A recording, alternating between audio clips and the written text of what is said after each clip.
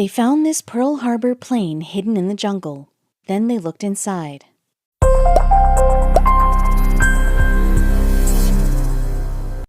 If you want to hide something, you just have to toss it in the swamp and it will stay hidden for decades. At least if you believe movies and local legends. But what to do when stories turn out to be true?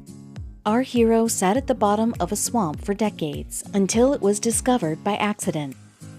As it turned out, our hero played a major role in world history and the world was fascinated by this discovery.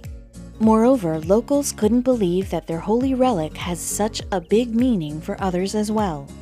The swamp ghost intrigued the world, but just two men decided to meet this swamp monster in person. What they discovered was more than just a local story about a gigantic swamp ghost.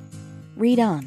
It's just amazing what you can see from the clouds. Actually, you can see whole cities, great nature, and moreover, you can see strange things that you couldn't see otherwise. From time to time, you get to see much more than you hoped for when you're flying. Sometimes you get to see a glimpse of hidden. And no one knows this better than the crew for the Royal Australian Air Force. That's the year when the whole world heard about them and their swamp discovery. The Royal Australian Air Force had a whole day planned. They had to do a routine flight across a remote part of Papua New Guinea. At the time, Papua New Guinea was a part of the Australian Commonwealth. That day started like any other, and it seemed that everything was going as planned. Although it seemed like that, something happened that changed everything. One view can change so much, especially when you are above the swamps. That is how this routine day for the Air Force became historically significant. When the crew first saw it in the swamp, they weren't sure what they were looking at. At first glance, it looked like any other forested area of Papua New Guinea. Then, after green scenery, they saw something that wasn't either green or natural. After miles of green bushes, they saw something different. It was clear that there was definitely something that wasn't born in the swamp. After miles of green bushes, they saw something strange, but they had no idea what it was. However, it looked like something white and strangely shaped. They saw something odd and decided to take an extra look to see what it was, so they flew in closer and learned what's hidden among trees and greenery. Once they got closer, they learned that the object was halfway submerged under the water. At that moment, they realized the area where they were standing was somewhat swampland. Simply said, swamps of Papua New Guinea are full of wild and dangerous animals. Moreover, alligators are frequent appearances. Basically, verifying anything in the swamp is difficult. Although it is dangerous to go through the swamp and dive in to learn more about the object, two men decided that they had to discover what was hidden in the swamp. David Tillichet and Fred Hagen insisted on the expedition because they knew that the object was something valuable and historically important. Not everyone knew what they knew about the area.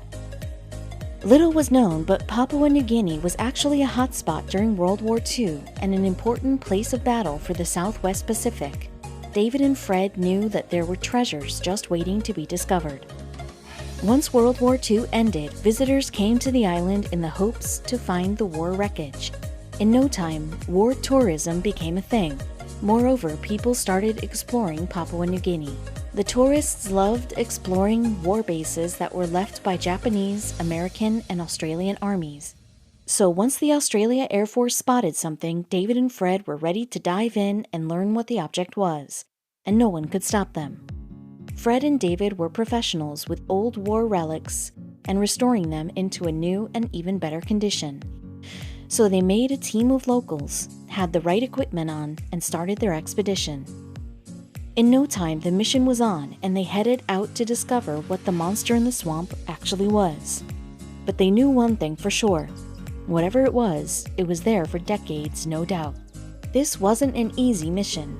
After all, they had gone through the wilderness of Papua New Guinea and stepped into a crocodile-infested swamp. And this team loved every step. Surprisingly, the hard-to-reach location and the fact that the object was partially submerged in water were factors that contributed to the preservation of the object. No one could believe how well the object was preserved.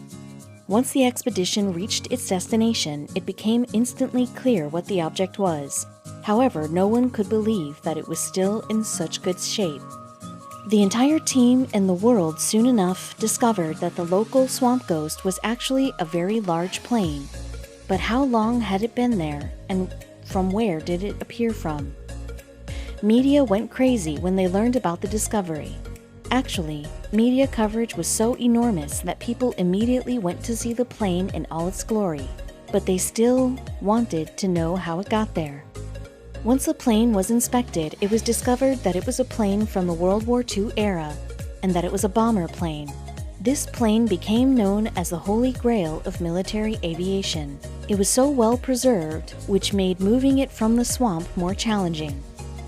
The bomber served as a reminder of the previous time and a long-lasting proof of a major conflict zone in the Japanese Empire during the war. However, it had to be moved from the swamp. The plane was in the swamp, therefore it was already impossible to get to, so moving it would be a mission impossible without making enormous damage. But Dave and Fred knew they'd have to find a way. After all, they were professionals. It was determined that the Swamp Ghost was actually a B-17E Flying Fortress plane type. Simply said, it was a really big plane, so David and Fred started their endeavor in the 1980s, but it took them decades to restore the plane to its original appearance. The plane got a nickname, the Flying Fortress, thanks to a Seattle Times journalist from 1935. During the test flight, the journalist told everyone that it reminds him of a flying fortress, so the name lived. Just one day before the notorious Japanese attack on Pearl Harbor, on December 7, 1945, the Swamp Ghost was on a special mission. Yes, the plane was located in Papua New Guinea. The Japanese invaded the township of Rabaul on the island of Papua New Guinea, meaning that it was an end for the Flying Fortress. That day, nothing went as planned. During the attack, the Swamp Ghost was hit, but the plane didn't explode. So the crew tried to make its way back to Port Moresby, New Guinea's capital city. However, the plane never reached its destination. The crew had two major problems, a punctured wing and the massive leaking of fuel. So the pilot had to make a crash landing. What he believed to be a perfect place to make a crash landing was actually a real tragedy.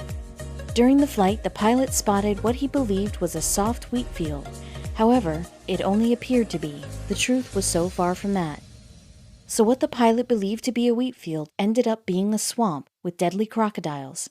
Strangely, crew members were not seriously injured and the landing was soft. Although the entire crew survived, each member caught malaria while they were trying to leave the swamp safely. They met natives who took them back to their village and nursed them back to health. The crew reunited with the U.S. forces once they got better. In the city of Port Moresby, they were welcomed and celebrated as heroes. Interestingly, they were immediately sent on a new mission. Although the crew members were safe and sent to a new mission, no one cared at the time about the lost plane. Even at that moment, it was clear that Guinea will be the graveyard for numerous planes. From that moment on, the plane was known only to locals. Locals adored the plane and called it the Swamp Ghost. It was forgotten by the U.S. forces completely. In addition, there were no efforts to recover the plane until 1972. When the world learned about this plane in 1972, everyone was shocked. The shock was even bigger when Fred and David informed the media how well preserved the plane actually was. Experts believe that preservation was possible because the plane was partially submerged in water and it was difficult to approach. However, that didn't stop locals from turning the plane inside out. The plane was better preserved outside than inside. Once they stepped inside the plane, they saw that all of the weaponry and mechanics had been taken out.